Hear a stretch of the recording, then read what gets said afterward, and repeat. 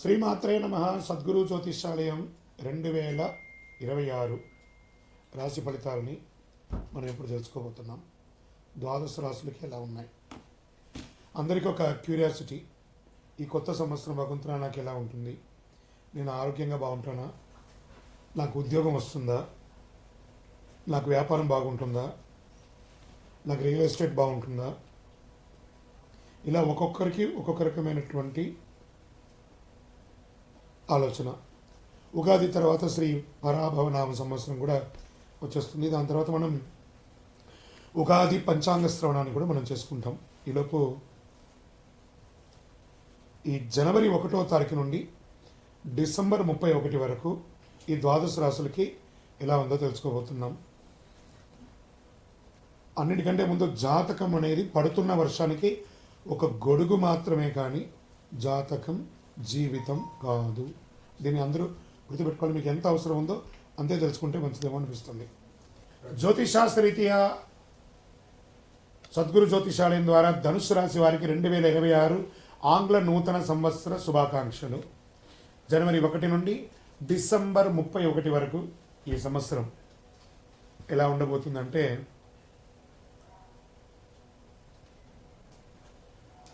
పూర్తి దృష్టి మీ ధనుసు రాశి వారి మీదే ఉంది. ఎందుకంటే అర్ధాష్టమ శని ఉంది. జీవితంలో జరగాల్సిన ముఖ్యమైన విషయాలన్నీ సెట్ అయిపోతాయి.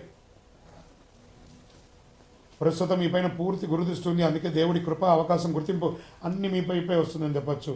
ఈ కాలంలో ధనుసు రాశి వారికి వివాహం కాని వారికి వివాహం, సంతాన ప్రాప్తి, ప్రేమ సంబంధాలు స్థిరపడతారు, కుటుంబ జీవితంలో సంతోషంగా మారతారు, వ్యాపార అవకాశాలు, బయట ఊరి విదేశీయ ప్రయాణాలు, అక్కడే సెటిల్ అయ్యే అవకాశాలు, అప్పులు తీసుకున్న వారికి అవి క్లోజ్ చేసే అవకాశాలు, పంచాయతీల వివాదాల పరిష్కారాలు, జీవిత భాగస్వామికి మంచి గుర్తింపు, రెండవ సంతాన యోగం, ఇవన్నీ జిమ్ లోపలే సెటిల్ అయ్యే అవకాశాలు చాలా ఉన్నాయి. జూన్ తర్వాత గురువు అష్టస్థానంలో మారడం వల్ల భయపడాల్సిన అవసరం కాదు ఇది, కానీ అర్థం చేసుకుని జాగ్రత్తగా ఉండాల్సినటువంటి సమయం జూన్ తర్వాత. అనుకోని సంఘటనలు, ఖర్చు పెరగడం, మార్పులు ఎక్కువగా రావడం, కానీ డబ్బుకు మాత్రం లోటు ఉండదు. ఏ రకమైనటువంటి ఖర్చులు వస్తాయి? పిల్లల చదువు, పిల్లల ఆరోగ్యం, ఇంట్లో మహిళల కోసం వైద్య ఖర్చులు, ప్రయాణ ఖర్చులు, ఇవన్నీ శుభ వ్యయాలు ధనుసు రాశి వారికి అని చెప్పచ్చు. ఏ రంగాల వారికి ఎలా చూసుకుంటే, వడ్డీ వ్యాపారం చేసేవాళ్ళు, banking sector, second hand gold వ్యాపారం, పంచాయతీ ద్వారా లీగల్, లిటిగేషన్, డాక్యుమెంటేషన్, సెటిల్మెంట్, వీరికి అద్భుతమైనటువంటి లాభాలు వచ్చే అవకాశాలు చాలా ఉన్నాయి. గురువు అష్టస్థానంలో ఉన్నప్పుడు భార్యాభర్త సంబంధంలో ప్రత్యేక జాగ్రత్త అవసరం జూన్ తర్వాత. ముఖ్యంగా పురుషులు చాలా వరకు జాగ్రత్తగా ఉండాలి. ఎందుకంటే చిన్న మాట పెద్ద సమస్య కావచ్చు. సంబంధాన్ని కాపాడుకునే ముఖ్య అవకాశం పురుషులదే ఉంటుంది కాబట్టి జాగ్రత్త పడండి. ఆరోగ్యంగా తరచూ ఇంజెక్షన్స్, గ్లూకోజ్ బాటిల్స్ ఎక్కించడం, చిన్న చిన్న ఆపరేషన్స్ చేయడము, హాస్పిటల్ చుట్టూ తిరగడము, ఇవన్నీ క్రమంగా తగ్గిపోతాయి.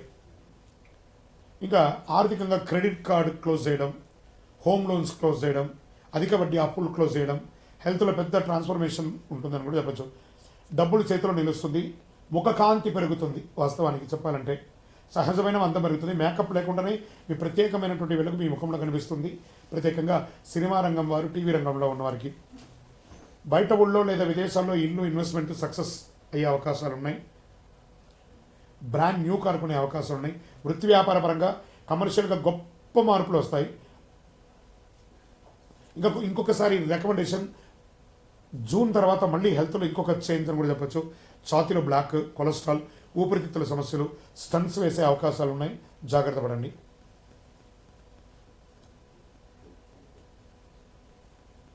వాహనం నడిపేటప్పుడు చాలా జాగ్రత్తగా ఉండాలి. డ్రైవింగ్లో అప్రమత్తంగా ఉండాలి, తొందరపాటు వద్దు. జూన్ తర్వాత కొంచెం మిశ్రమంగా ఉంటుందని కూడా చెప్పచ్చు.